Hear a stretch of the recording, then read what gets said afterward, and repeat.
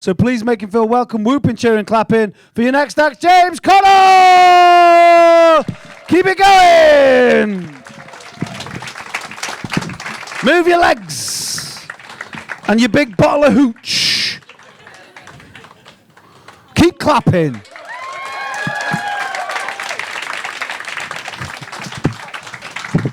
right, James. Just like that. Thank you. Right, there you go. Great. Where's it? Stools here. Okie dokie. Okay. Oh. There we go. Hello. Hello. Yeah. Oh, that was break, wasn't it? How do I follow that? It's hard enough for me to follow anything these days, right enough. Talking about, Tom was asking about porn. Braille. Yeah, I used to write Braille porn. And all my readers said it was the best thing they've ever come across. So... So is everybody good? Everybody having a drink? Yeah, everybody having something to eat maybe? Hold on, I'll put this down before I spill it. Yeah, everybody having a drink? Everybody happy? Yeah, that's good. It's officially a business meeting then. Although, hang on. It could now be, if that'll ever come out. It is now. Now it's an office quiz. Hey, it's good enough for him, it's good enough for us, right? Yeah, I mean, what was he thinking? Boris, honestly. I mean, you're not supposed to say his name 3 times, because you can't conjure him up, you know, like the world's most incompetent demon, you know, Beelzebumble. Do you know his hero is Churchill? And that's who he inspires to be, or aspires to be. You know, and I think he's getting there because every day he sounds more and more like that dog from the fucking advert. Don't he? Let me just take this off because it's knitted. So I'll get my real hat on. Where's my hat? Oh, what the hell is that? Oh, for God's... Honey, I've got your jeans on again. God's sake. Later. I'll just put that there. Just put my proper hat on. Excuse me. There we go, that's better. Now I feel like me. Do you like this hat? Yeah? I actually bought this hat because obviously I was trying to aspire to be Tommy Shelby from Peaky Blinders. Unfortunately, on me, I look more like Norman Clegg from Last of the Summer Rhine. You know, because I just can't be cool. I can't be cool. I couldn't be cool if you locked me in a freezer for a week, honestly.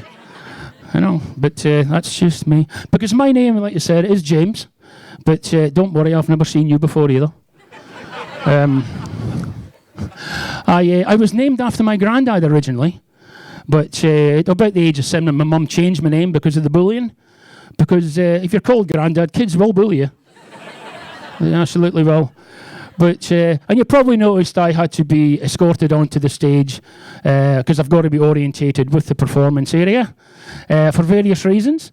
One of them is, I know I'm a man of a certain age, and I don't think stage diving would be good for me, or for the first 2 or 3 rows, actually, you know, because I am in my mid-40s.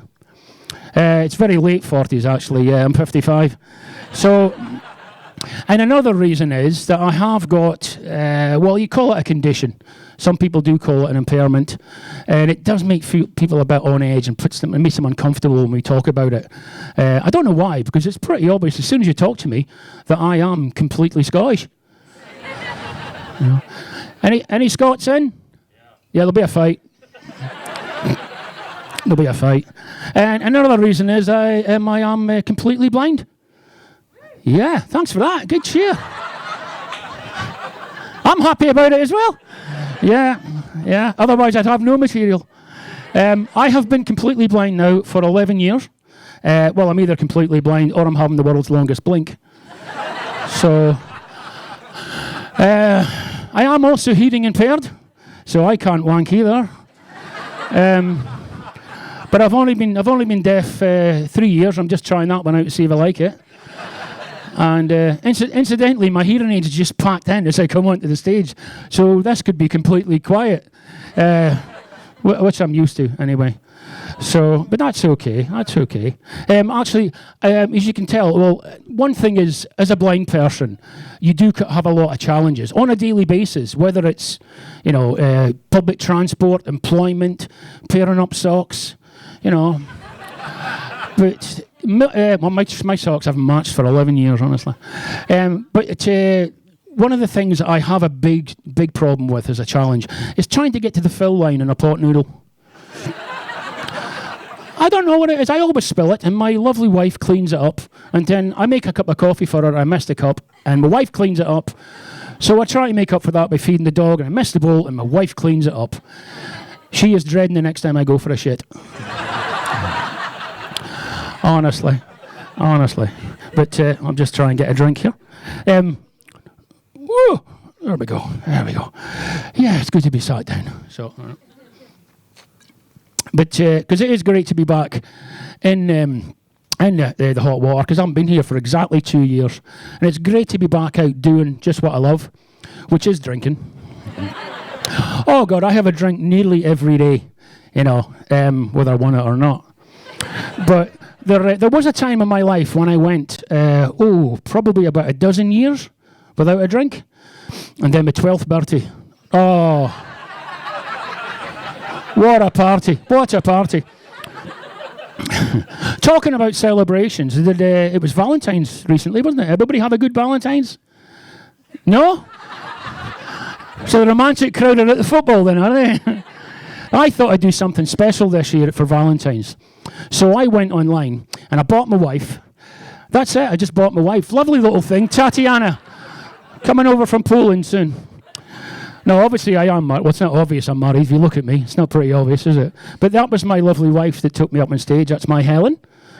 I was hoping for that reaction. That's good. Yeah, my wife actually said before I came up on stage, "Do you want to go to the toilet before you go on?" And I said, "That's probably best.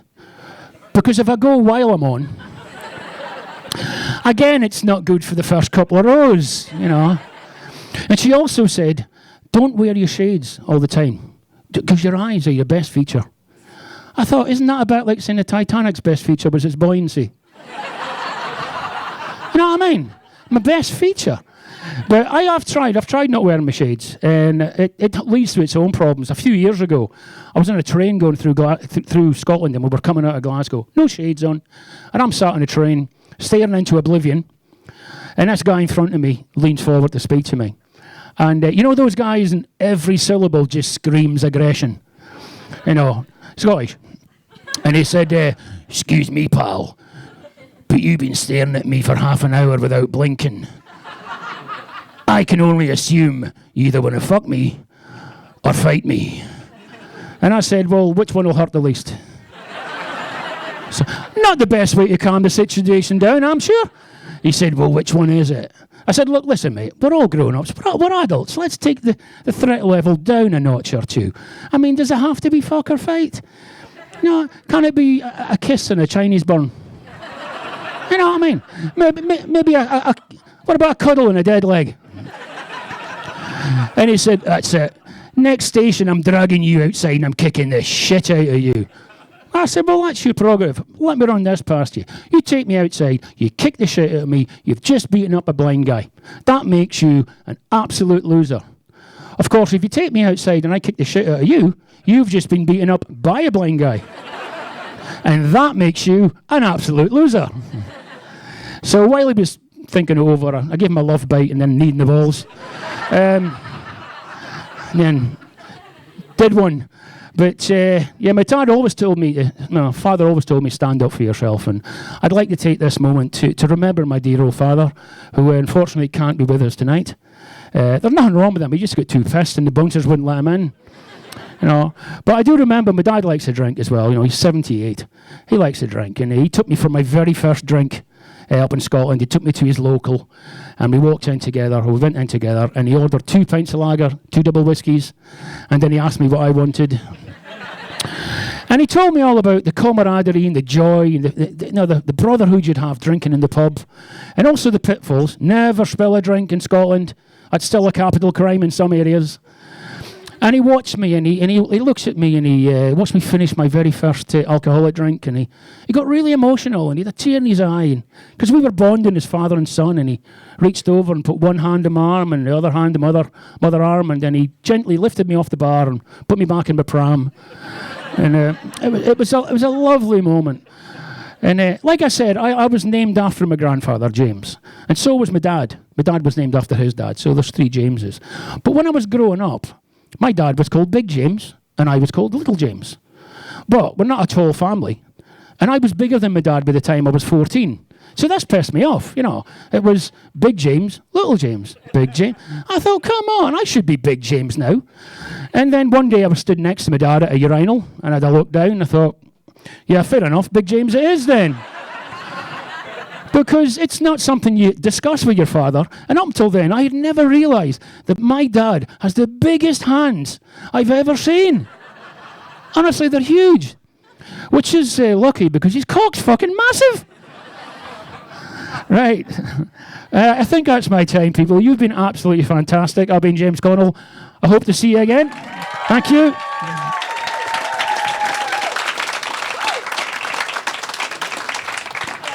Hello. Put this back.